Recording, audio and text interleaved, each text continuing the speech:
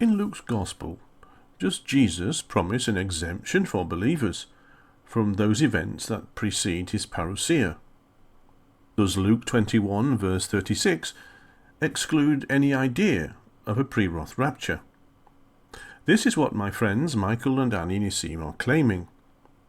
In a moment we'll hear their main argument, but firstly I would remind my audience that this is a debate between friends, and I am not taking issue with them personally, but with what I believe to be faulty reasoning and bad arguments. I am rebutting their assertions, not questioning their motives or character. This particular video is a response to their video entitled Luke 21 Ruins Prewrath, which can be found at one of the links below.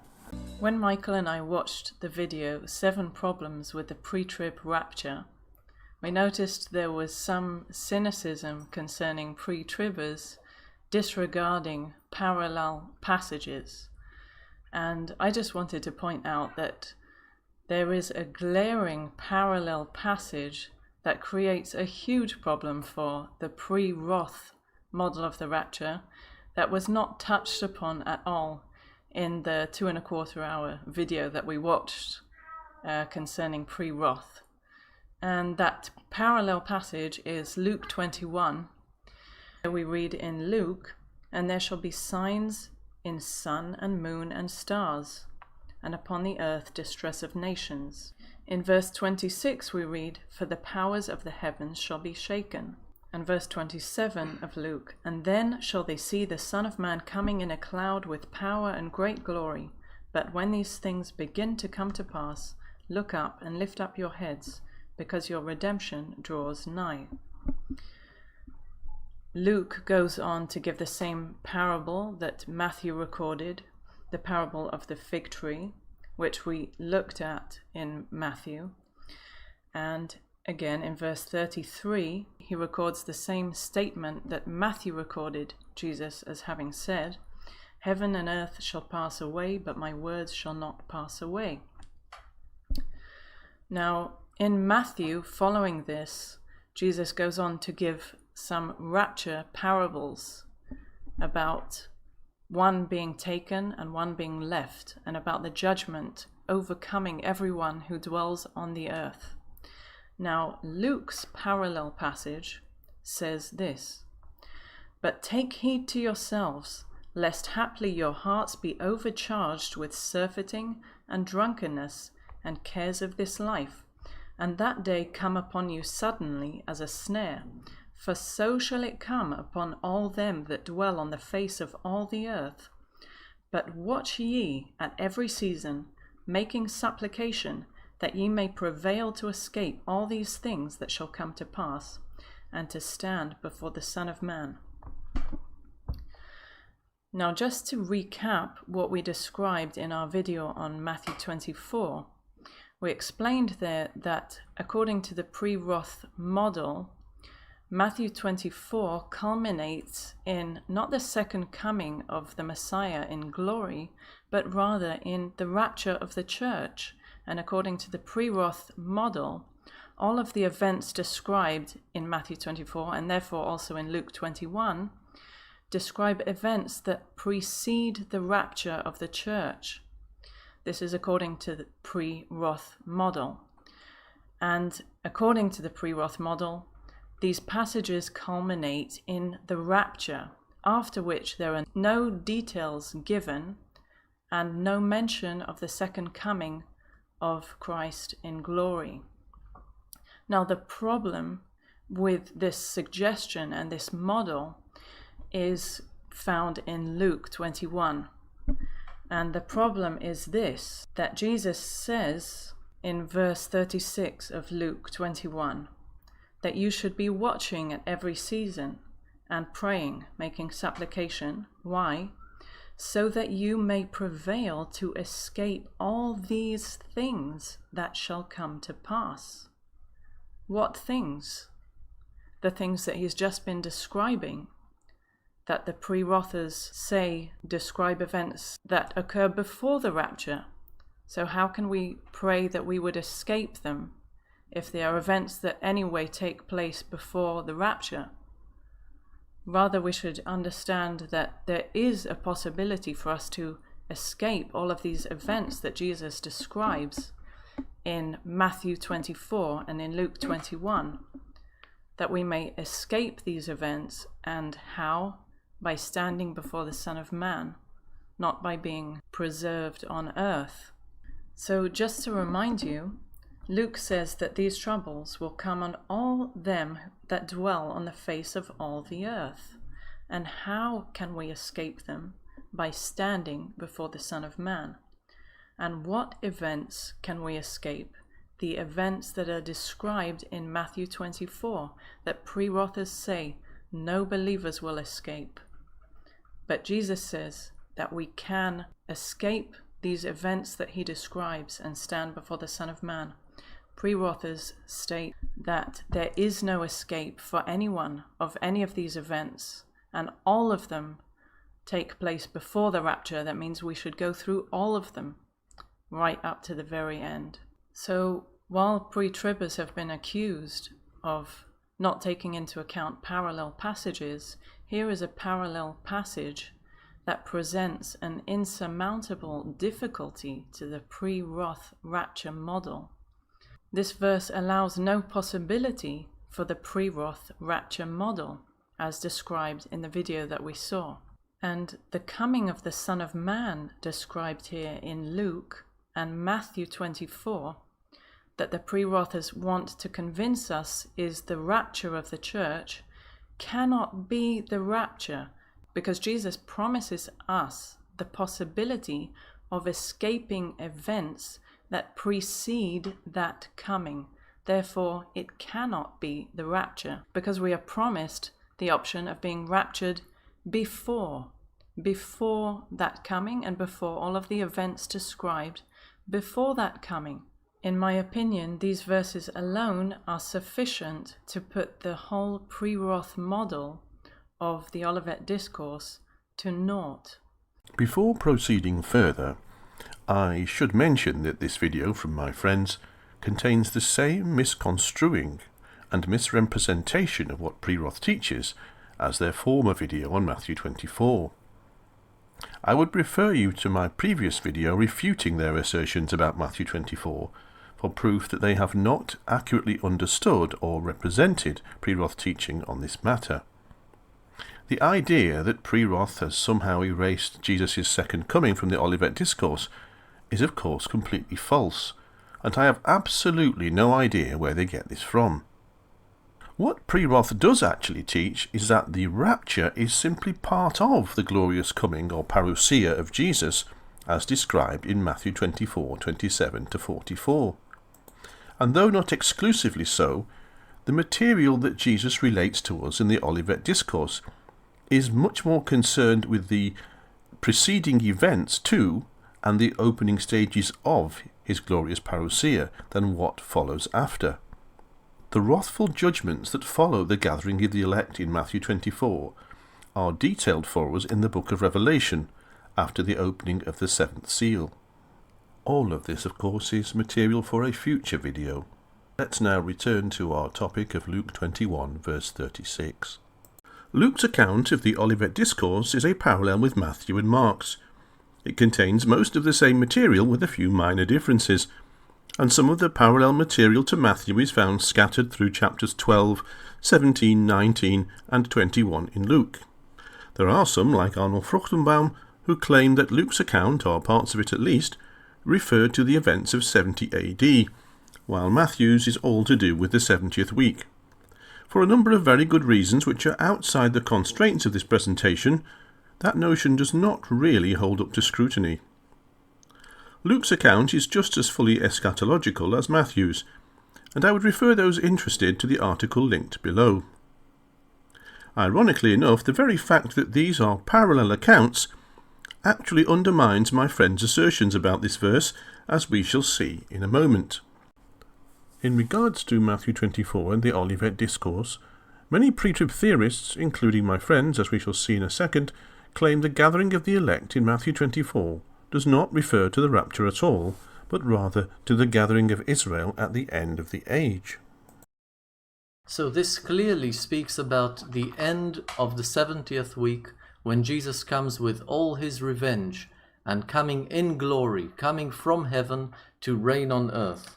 And then and only then it goes to verse 31. And he shall send forth his angels with a great sound of a trumpet, and they shall gather together his elect from the four winds, from one end of heaven to the other. Notice many people have mistaken this verse to be speaking about the rapture. But it is not speaking about a rapture. It is speaking about the regathering of Israel, God's elect nation. Yes. The pre-trib position here really presupposes that the disciples are being addressed by Jesus as representatives of national Israel and not the church. And therefore, in effect, the Olivet Discourse has nothing to do with the church at all, but is, as pre-trib theorist Thomas Ice puts it, Old Testament. However, this has certain consequences when you make claims like the following. Heaven and earth shall pass away, but my words shall not pass away. Now, in Matthew, following this, Jesus goes on to give some rapture parables about one being taken and one being left. The coming of the Son of Man, described here in Luke and Matthew 24, that the Prewrathers want to convince us is the rapture of the church, cannot be the rapture, because Jesus promises us the possibility of escaping events that precede that coming. Therefore, it cannot be the rapture, because we are promised the option of being raptured before that coming and before all of the events described before that coming. I think that most listeners will already have seen the glaring problem here. You cannot assert, on the one hand, that the Olivet Discourse has nothing to do with the church and does not refer to the rapture, yet in the next breath say that Matthew 24 verse 40, 2 men will be in the field, one will be taken and one left, etc., is a rapture parable, or that Luke 21 verse 36 is a rapture promise. Denying on one hand that the Olivet Discourse has anything to do with the rapture, but on the other hand cherry-picking the same discourse for rapture promises or rapture parables, reveals an interpretive double standard and an arbitrary hermeneutic that changes according to the whim of the interpreter. This is pre-trib rapture theorism having its cake and wanting to eat it as well. When these kind of interpretive practices are employed, the scriptures can be made to say just about whatever you want. The fact is that Jesus' Olivet Discourse parables about watchfulness are actually better described as parousia rather than rapture parables, because all of them refer back to the very event on which he was discoursing, the aforementioned parousia, and how to remain ready for it. My friends are asserting that in Luke 21 verse 36, Jesus is telling his disciples that believers can avoid all these things he mentioned previously by being raptured before they happen. Luke, however, tells us that when these things begin to take place, straighten up and raise your heads, because your redemption is drawing near. Luke 21 verses 28. So clearly the followers of Jesus are being told that certain events, these things, must happen before Jesus' parousia, and their redemption draws nigh, and that these signs would be observable. And Jesus says explicitly that they are to watch for them, because they herald their redemption. So what are they to watch for? Well, we've got Luke 21 verse 20. When you see Jerusalem surrounded by armies, then know that its desolation has come near. And then, of course, there are the celestial phenomena. Luke 21 verse 25. And there will be signs in sun and moon and stars, and on the earth distress of nations, in perplexity, because of the roaring of the sea and the waves. Of course, these are paralleled in Matthew 24. Verse 15, so when you see the abomination of desolation spoken of by the prophet Daniel, standing in the holy place, etc. Then in verse 29, immediately after the tribulation of those days, the sun will be darkened, and the moon will not give its light, and the stars will fall from heaven, and the powers of the heavens will be shaken. Then will appear in heaven the sign of the Son of Man, and then all the tribes of the earth will mourn, and they will see the Son of Man coming on the clouds of heaven with power and great glory. And he will send out his angels with a loud trumpet call, and they will gather his elect from the four winds, from one end of heaven to the other. From the fig tree learn its lesson. As soon as its branch becomes tender and puts out its leaves, you know that the summer is near. So also when you see all these things, you know that he is near at the very gates. Jesus is explicitly warning believers that they will need strength during that time to stand against the pressures arrayed against them. Spiritual deception, intense persecution, being universally hated, and the economic hardship that these things will entail will bring with them pressure to apostatize, to exchange the faith for economic survival and a full stomach. This would tie in well with his other statements, that the one who endures to the end will be saved, Matthew 25, verse 13, or in Luke, where it is even more directly given to the disciples, by your endurance you will gain your lives, Luke 21, verse 19. Jesus applies this endurance command to his elect, which we have already established in my other video dealing with the Olivet Discourse of Matthew 24, that it cannot be national Israel, but only those who believe in him. In Luke 21, verse 36, the Greek word behind that, in the phrase, praying that you may have strength, is ina, a word which specifies intent or purpose, and has more the force of in order that. So we would read in Luke 21, verse 36, but stay awake at all times, praying, in order that you may have strength to escape all these things that are going to take place, and to stand before the Son of Man. Jesus would be referring here to the believer's need for heavenly empowering to prevail against those things that will come upon the world during the tribulation period. And he is commanding them to pray and be watchful, in order that they may weather the pressures and escape the deceits and entanglements that will surround them during the Antichrist's tribulation against the church, and that they would consequently be able to stand before the Son of Man unashamed and vindicated at his return. Believers will escape all these things, not by standing before the Son of Man, that is to say, vacating the planet before these things occur.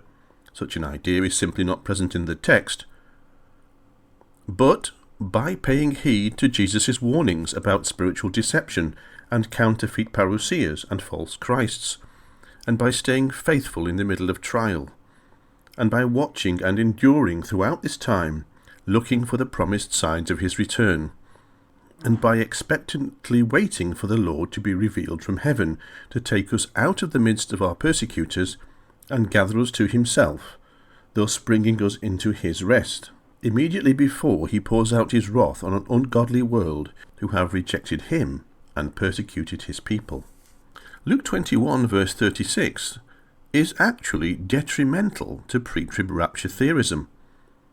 For if Jesus expects his followers to be able to see all these things, such as the abomination of desolation and the signs in the sun, moon, and stars, that clearly occur before and even actually herald his parousia, and as he warns them against the spiritual deception that will prevail at that time, then it should be obvious that he is not anticipating their removal to heaven before these things occur, or he wouldn't be bothering to give such instruction and warnings in the first place. The pre-tribulational argument being advocated by my friends here makes Jesus explicitly contradict himself. Their argument portrays him as exhorting his disciples to pray that they may avoid seeing the very things he commands them to watch for. This exegetical faux pas could have been easily avoided by taking heed to the context, rather than simply reading their own presuppositions into the text. A brief comment is merited here also on the word escape. My friends are assuming that it automatically carries the idea of avoid altogether. The Greek word behind the English here is ekphevgo, meaning to flee, to run away. While it is used in some biblical contexts with the shade of meaning of avoid, it certainly can and does also carry the meaning of escaping out of the midst of a bad situation you are already in, such as in Acts 19, where the sons of Scevas tried unsuccessfully to cast out a demon, and the demonized man turned on them, beating them severely, and it is recorded that they fled, ekphevgo, from the house, naked and wounded. From all the other evidence in the context of the Olivet Discourse, it is clear that this is the shade of meaning intended in Luke 21, verse 36.